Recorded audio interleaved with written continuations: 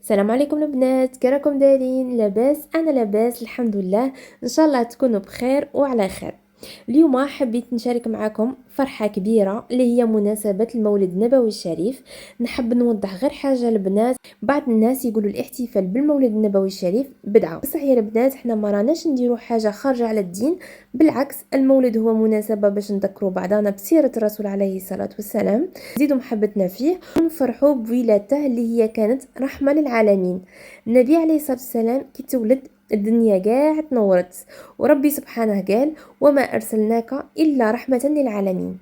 احنا كي نحتفلوا ماشي نزيدوا حاجة جديدة في الدين، بصح نستعملوا المناسبة باش نقراو سيرة النبي عليه الصلاة والسلام، نصلوا عليه، نعلموا ولادنا يحبوه، ونعيشوا أجواء محبة ووحدة عائلية.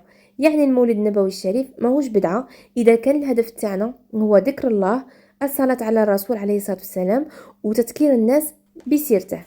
هو وقت نعيشه بالخير باللمة وبالفرحة، وهذا كامل يدخل في معنى التذكير بنعمة الله.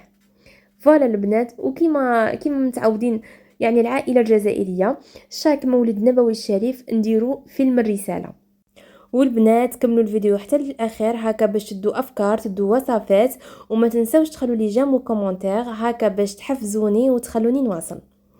واليوم حبيت نهضر معاكم على موضوع مهم بزاف، حاجه نعيشوها كامل في حياتنا بصح مرات ما نعطولهاش قيمه اللي تستاهلها، هي الثقه في ربي وما نطيحوش في الياس.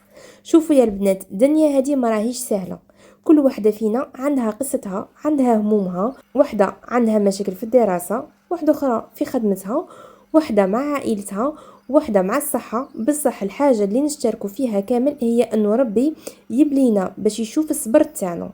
ربي ما يجيبش حاجه هكا بلا معنى، كل حاجه تجيك في حياتك راهي رساله من عند ربي. الانسان كي يطيح في مشكل ولا في ضيق، الشيطان يوسوس له ويقول له خلاص ما كاش حل، ما كاش امل. بصح المؤمن والمؤمنه لازم يردوا: لا، راني نآمن بربي، وربي اكبر من كل مشاكلي. شوفوا الرسول عليه الصلاة والسلام كيفاش عاش، يتيم من الصغر، ما شافش يعني الأب تاعه، وفقد الأم تاعه وهو صغير، وكبر في ظروف صعيبة بزاف. كي بعثوا ربي بالرسالة، الناس اللي يعرفوه مليح، اللي عاشوا معه بالصدق والأمانة، هما اللي رجعوا يعادوه، سبوه آدوه حتى خرجوه من بلاده. ورغم هذا كامل عمره ما يأس، كان دايما متفائل، دايما يقول إن مع العسر يسر. تخيلوا يا البنات، حتى كي راح للطائف يطلب منهم يعاونوه على نشر الإسلام، رماوه بالحجارة حتى سال الدم من رجليه. احنا اليوم غير كلمة صغيرة تجرحنا ولا مشكل بسيط يطيح لنا المورال تاعنا. بصح شوفوا الرسول عليه الصلاة والسلام رغم اللي صرا له رفع يديه وقال: اللهم اهدي قومي فإنهم لا يعلمون. ما دعاش عليهم وما قالش راني تعبت وخلاص، بالعكس صبر وخلى الامل تاعه في ربي كبير. وهذا هو الدرس اللي لازم نوصله له، ما كاش حاجه مستحيله مع ربي. كل مره تطيحي في مشكل قولي: ربي راهو معايا، ربي راهو يشوف فيا، وهو اللي غادي يفتح لي الباب. وهنا البنات رحت ندير الرفيس القسنطيني. شوفوا انا نعطيكم وصفه سهله بزاف وغادي تجيكم بنه في البنه. دونك شنو غادي ديروا 3 كيلات تاع سميد متوسط، نزيد كل كيله نزيد لها نصف ملعقه صغيره تاع الملح، ومن بعد نزيد يعني كيله قل ربع مارغرين ولا سمن يكون دايب، ونكمل ديك الكيله بالزيت. ومن بعد نبسس غايه هذاك السميد اللي يكون عندي، بسوه البنات غايه بيديكم هكا كيما راكم تشوفوا في الفيديو ديروا. وابخي نزيد كيله تاع الماء والماء زهر، يعني نديروا نص كيله ماء نص كيله ماء زهر، وشمخوه كيما ديروا للطعام، بصح شويه ما تعجنوش حتى تحسوا باللي ديك يعني هذاك السميد نتلم لكم وحده. وديروا في الصني، ومن بعد كي نبسطوه كيما هاك وقطعوه كيما نديروا المبسس، ندخلوه في الفرن على 180 درجه. من يطيبوا تشوفوه حمار غايه خرجوه، ومن بعد كي نطحنوه. ومن تطحنوه نديروا له كيله تاع الحليب تكون عادي، يعني ما تدفوه ما والو، وتبداو تدريجيا تقيسوا في هذاك الحليب كي شغل راكم ديروا في الطعام البنات نفس الشيء. وبعد ما نكملوا الكيله تاع الحليب نخلوه شويه ينشف، يعني يشرب هذاك الحليب، ونديروا له التفويره الاولى وتخلوه يفور حوالي 10 دقائق.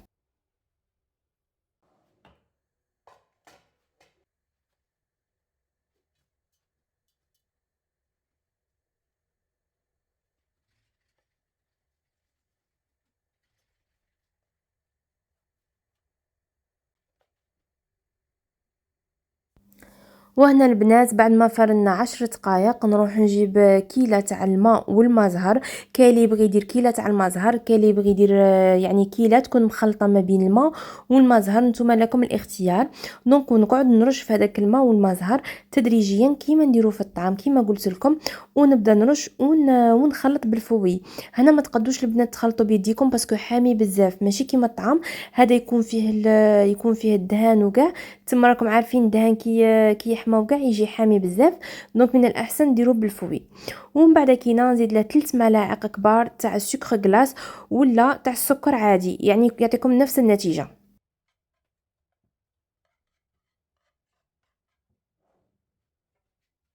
ومن بعد كينا نخليه ينشف، يعني يشرب هذاك الماء زهر والسكر، وندير له تفويره تانية حوالي 10 دقائق تاني. وهنا بعد ما فار 10 دقائق كيما راكم تشوفوا حليته بالفوي باسكو راه حامي بزاف. نحله بالفوي ونزيد له يعني اي مكسرات يكونوا عندكم، هنا اختياري ماشي مشروط ديروا مكسرات، لكن عندكم ديروا، لا ما كاش عندكم ما ديروش. نصف كيلة تاع عسل مع نصف كيلة تاع دهان، ذوبوهم وديروهم فوق هذاك الرفيس.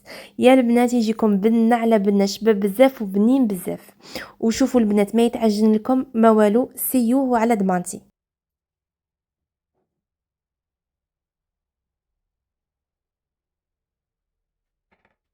وهنا بيان سور التقنته، ما نقدش نفوت المولود بلا ما ندير التقنته. هنا رحت حمصت الافاي البنات، حمصت السميد باش ندير التقنته، ورحت جبت كيله تاع الدهان تكون دايبه مع كيله قل ربع تاع العسل هكا باش ما تجيكمش حلوه بزاف. ذوبوهم البنات غايه ومن بعد كينا ميكسوهم. شوفوا البنات سيد كاع الوصفات تاع التقنته، بصح هاد الوصفه هي اللي عجبتني فيهم. دونك البنات بعد ما يعني ميكسينا الدهان يعني الزبده والعسل، نزيد السميد. هنا السميد البنات تجيكم من 2 كيلات فما فوق. ومن بعد البنات زدت لها المكسرات، يعني تبغوا ديروا مكسرات، تبغوا ديروا جنجلان مطحون، تبغوا تزيدوا تاني حلوه الترك. انا ما نبغيش ندير لها حلوه الترك باسكو ما نبغيهاش حلوه بزاف، من نتوما تبغوا تزيدوا لها حلوه الترك نقصوا شويه من العسل. وكيما راكم تشوفوا البنات تجي بزاف بنينه. دونك بعد ما ديروا لها السميد والمكسرات تخلوها تريح شويه واحد 10 دقائق هكا باش هذاك السميد يشرب هذاك الزبده والعسل.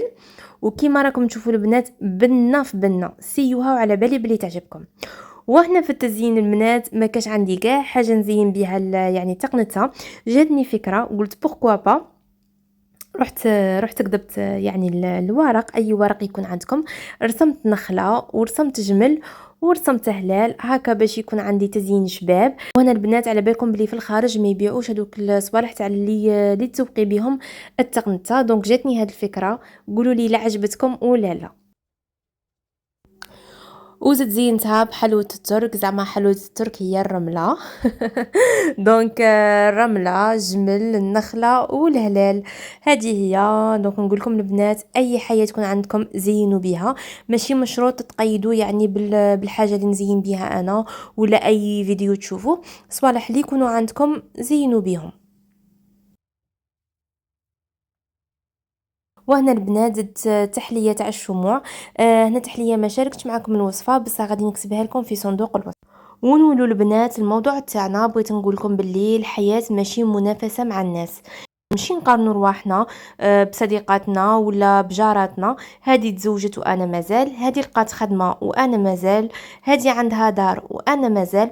كل وحده فينا عندها رزقها وعندها نصيبها، وكل وحده ربي كتب لها قصه خاصه بها. ماشي لازم تعيشي حياتك حزينه على حاجه ما وصلتيش ليها، بالعكس عيشي حياتك بالرضا والامل. اللي يخلي ثقته في ربي يولي قلبه مطمئن حتى ولو كان تكونوا في مشاكل كبيره. ممكن الظروف ما تتبدلش في لحظه، بصح قلبك يولي قوي وتولي تشوفي الدنيا يعني منظور اخر. وشوفوا البنات، الرسول عليه الصلاة والسلام كيطردوه من مكة قال كلمة خلت الدنيا تكتبها بالذهب: والله إنك لأحب البلاد إلي، ولولا أن قومك أخرجوني منك ما خرجت. بصح ما قعدش يبكي ويقول خلاص، دار هجرة وبدا صفحة جديدة، وربي يفتحها عليه حتى رجع لمكة منصور. اذا حتى انتي كيجيك مشكل ولا باب يتسكر عليك في وجهك، قولي يمكن هذا الباب ماشي ليا، بصح ربي غادي يفتح لي باب اخر خير. وما تخلوش البنات الدنيا تحبطكم، ركزوا على الدعاء، على الصلاة، على التقرب من ربي. نحب نقول لكم كلمة أخيرة: إياكم واليأس، لأن اليأس معناه أننا ما عندناش ثقة في الله. وربي يقول: ومن يتوكل على الله فهو حسبه. يعني اللي يحط ثقته في ربي، ربي يكفيه كل شيء. فخلي أملك في ربي كبير، وعيشي حياتك وانتي مطمئنة باللي كل حاجة راهي بيد ربي، واللي جابها ربي هي الخير.